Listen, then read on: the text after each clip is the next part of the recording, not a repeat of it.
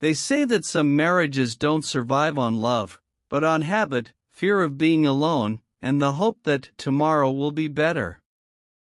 I was with my husband for 8 years, 4 of them married. We worked at the same hospital, lived in a constant rush of long shifts and sleepless nights. I loved my job and truly believed we were a team.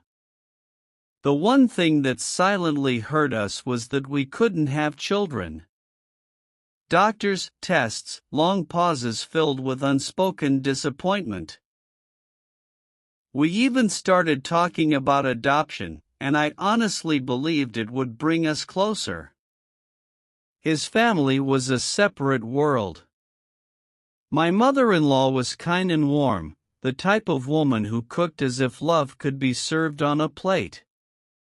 Every first Saturday of the month, she invited us for dinner and prepared everything: starters, main courses, and desserts. My father-in-law was distant and quiet. He rarely spoke to me, and I learned to accept that. And then there was his sister. A constant source of chaos. She changed jobs endlessly, blamed toxic environments, and spent her parents' money on designer items as if it were nothing. I noticed it early: the look she gave me when my husband showed me affection, the way she interrupted our conversations, the way she physically stepped between us. When I tried to talk to my husband about it, he brushed it off. "You're overthinking," he said. "You're just insecure."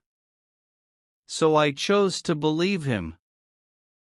They say some marriages survive not because of love, but because of habit, fear of loneliness, and the hope that things will get better tomorrow. I was 28, married for 4 years, and had been with my husband for 8 years in total. We worked at the same hospital, long shifts, exhausting hours, barely enough sleep. I loved my job, and I truly believed we were a team. The only shadow over our marriage was the fact that we couldn't have children. Doctor visits, tests, quiet evenings filled with disappointment. We had even started talking about adoption, and I honestly thought that decision would bring us closer. His family played a big role in our lives. My mother-in-law was a saint, warm, kind, the type of woman who cooked as if love itself could be served on a plate. Every first Saturday of the month, she invited us over and prepared a full feast: starters, main courses, desserts. My father-in-law, on the other hand, was distant and cold. He rarely spoke to me, and I learned to accept that. Then there was his sister. She was a walking financial disaster wrapped in designer clothes. 4 jobs in 6 months, all quit because of toxic environments. She lived off her parents' money and spent it like it would never run out. My husband and his sister had always been close. I understood that they were siblings. But something about her behavior toward me never felt right.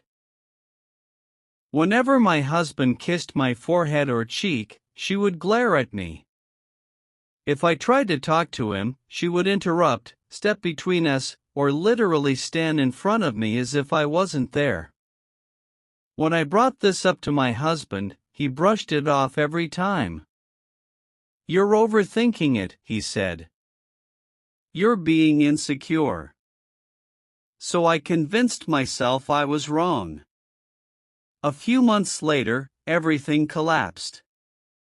One morning at work, I suddenly felt dizzy and weak. The next thing I knew, I was on the floor. My coworkers helped me up, gave me water, and told me to go home. My coworker Selena offered to drive me since I had taken the bus that day. We only had one car, and my husband had it. My husband had told me he had the day off and was meeting some old college friends. I got home, took a shower, and grabbed some medicine. After resting for a while, I went outside to do some gardening, trying to clear my head. Time slipped away. When I checked the clock, it was already 4 p.m. I walked back inside, washed the dirt off my hands, and that's when I noticed it. My husband's shoes were by the door, and his sister's designer jacket was hanging on our coat rack. My stomach dropped. I didn't see them downstairs, but I heard noise coming from upstairs. Slowly, carefully, I walked up and looked through the crack of our bedroom door. What I saw froze me in place. My husband and his sister were on our bed. He was touching her face, and she had her hand around the back of his neck. I stood there for what felt like forever, probably 3 minutes, trying to process what I was seeing. Then I took out my phone. I recorded a short video. I took a photo. After that, I opened the door and announced myself. My husband turned pale instantly, his face full of shock and guilt. His sister looked at me and smirked, proud, almost triumphant. I screamed at them to get out of my house. And they did. Later that day, my phone exploded with angry messages from his family. His mother, his father, all accusing me of being jealous, unstable, and cruel. They claimed I was misinterpreting a normal sibling relationship. Either they were lying to themselves, or his sister had told them a completely different story. His mother said she couldn't believe I would act that way. His father called me a horrible person. I replied only once to his father. I asked him one simple question. What exactly were you told? He said I had screamed at his daughter when she came by to drop something off for me. I didn't argue. I didn't explain. I sent the video. And the photo. After that, silence. A year has passed since then. I live alone now. Peacefully. Without gaslighting, without family dinners full of tension, without being made to feel crazy for noticing what was right in front of me. I work, I take care of my home, I garden, and I finally sleep without anxiety. My ex-husband disappeared from my life along with his version of the truth. His family never apologized. It was easier for them to accept a convenient lie than undeniable evidence.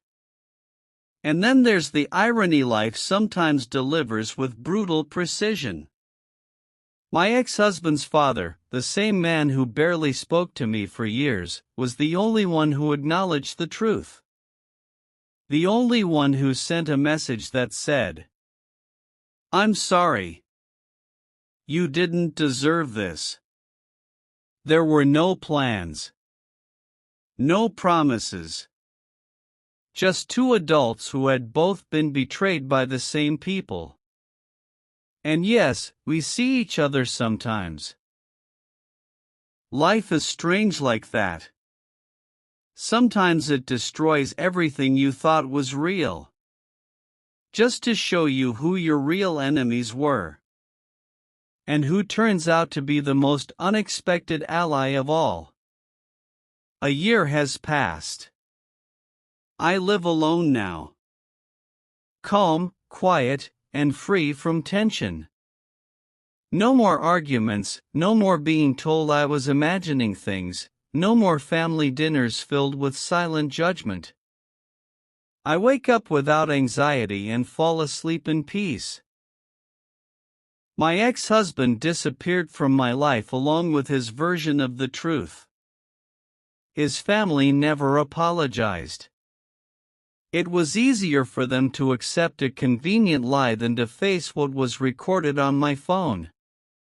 The irony is hard to ignore. My ex-husband's father, the same man who barely acknowledged my existence for years, was the only one who accepted the truth. The only one who said, "I'm sorry. You didn't deserve this." There were no plans and no promises. Just two adults who found themselves on the same side of betrayal. And yes, we see each other sometimes. Life has a strange sense of justice. Sometimes it tears everything apart, just to show you who truly betrayed you, and who unexpectedly stood by your side.